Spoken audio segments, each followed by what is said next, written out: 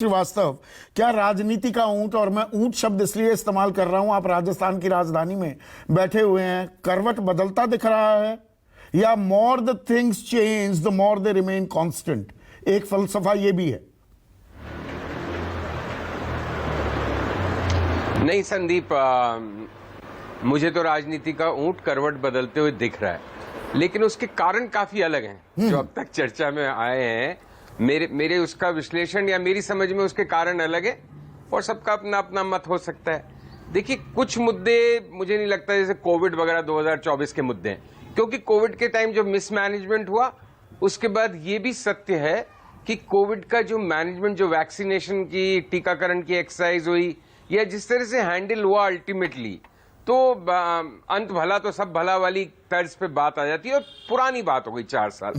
उसी तरह से हमने यूपी के चुनाव की, रामकृपाल यादव बात करें, सब घूमे थे। मैंने 2017 में भी रामकृपाल वहां पे गया था, रामकृपाल यादव नहीं, हालत ये थी कि रामकृपाल सिंह जी, सॉरी रामकृपाल जी, तो कि लोगों का ये था कि भूखे रह जाएंगे लेकिन वोट मोदी को देंगे या मोदी के नाम पे देंगे।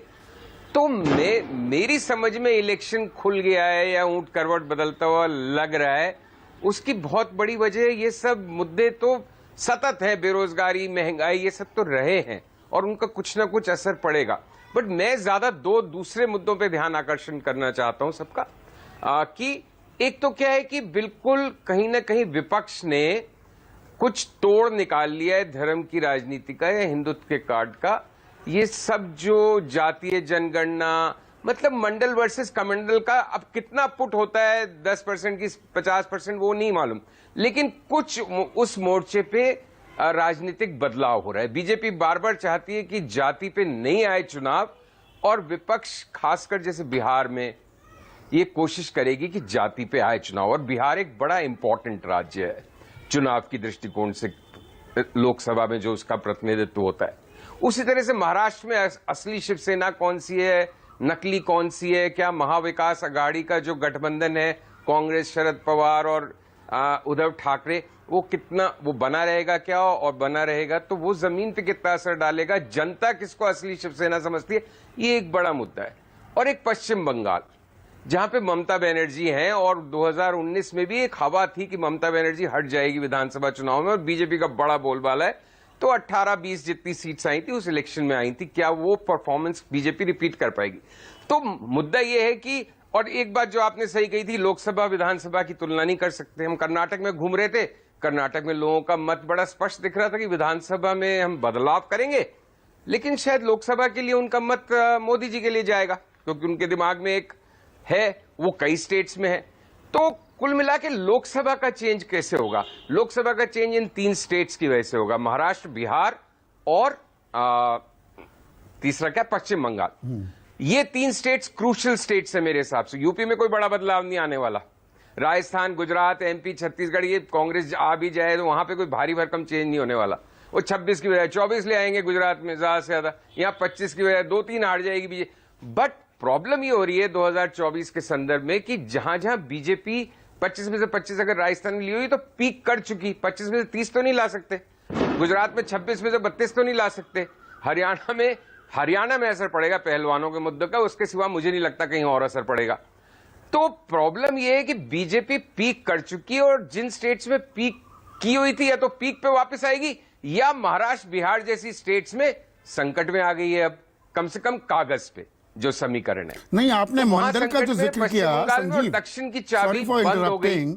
आपने मंडल का जिक्र किया, हिंदुत्व की काट लेकर अब विपक्ष भी आता दिख रहा है। इसमें एक और जो लाभार्थी जाति और सोशल इंजीनियरिंग जो बीजेपी ने की थी, गरीब तबके में जो पैठ की थी, ये आर्थिक विषमताएं जो अब सामने आ रही हैं, और वो पीरियोडिक लेबर फोर्स सर्वे है, दत्तात्रेय होसबोले भी इस बारे में बोल रहे हैं कि 1% लोगों के पास देश का 42% धन संपत्ति है, 10% लोग 57% कुल कमाई अपनी जेब में ले जाते हैं, 50% लोगों के पास सिर्फ 13% कुल कमाई आती है, 50% जनसंख्या 4,500 रुपए भी नहीं कमा पाती। तो ये रेवड़ी कल्चर भी कि गरीबों को हम देंगे, प्रधानमंत्री कह रहे हैं देश का भट्टा बैठ जाएगा, अमीर बनाम गरीबी भी एक नैरेटिव बनता दिख रहा है क्या?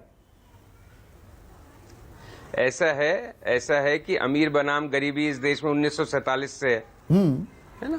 इस देश में 1947 से सत्ता और पैसे पूंजी का विकेंद्रीकरण थोड़ी हुआ है, वो बढ़ता जा रहा है। मेरे कहने का मतलब ये है कि और ये सब मुद्दे जो रेवड़ी कल्चर है, जो फ्रीबीज है, जो वेलफेयर स्टेट है, आप किस मत में उस तरह से उसको डिस्क्राइब कर सकते हैं, उनका असर विधानसभा चुनावों में तो पड़ेगा।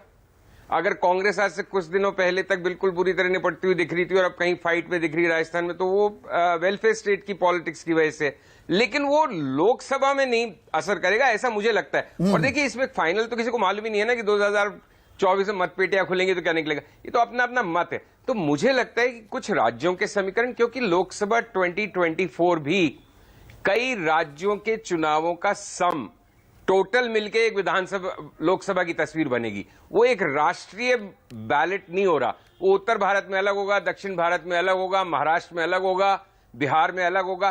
तो एक सम टोटल नहीं कि एक देश का मूड निकल के आएगा। दक्षिण भारत में कहां से सीटें जीतेगी बीजेपी, अभी तो नहीं लगती मुझे।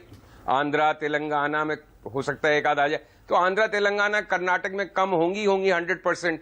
तमिलनाडु में अभी भी आंकड़ा मुझे नहीं लगता है खाता खुलेगा, केरल में नहीं खुलेगा। तो दक्षिण भारत तो आउट हो गया 150 सीट। और ये 3 स्टेट्स महाराष्ट्र, बिहार और पश्चिम बंगाल बड़ी चैलेंज बन गई, और अब राजस्थान, एमपी वगैरह में पहले से ज्यादा ला ही नहीं सकते। तो इसलिए चुनाव खुला हुआ लग रहा है। और ये जो फ्रीबीज या वेलफेयर स्टेट्स की पॉलिटिक्स है, उसका असर विधानसभा चुनाव में रहेगा। और लोकसभा की जो दृश्य शायद बनेगा दृश्य, वो sum total of states, different states will be sending different mandate, उसका सम टोटल लोकसभा में जो आएगा। तो आज से 3-4 महीने पहले तक अगर कोई पूछता तो मैं कहता 2024 क्लोज चैप्टर है, मोदी जी आ रहे हैं। अभी वो चैप्टर खासा खुल गया है, और उसके कई कारण जो थोड़े बहुत मेरी समझ में है, थोड़ी बहुत जैसे मेरे बाकी साथी बता रहे हैं, और थोड़ा बहुत जैसे रामकृपाल जी बता रहे हैं कि ऐसा नहीं है। तो मतलब चैप्टर क्लोज नहीं है, चैप्टर खुल गया है।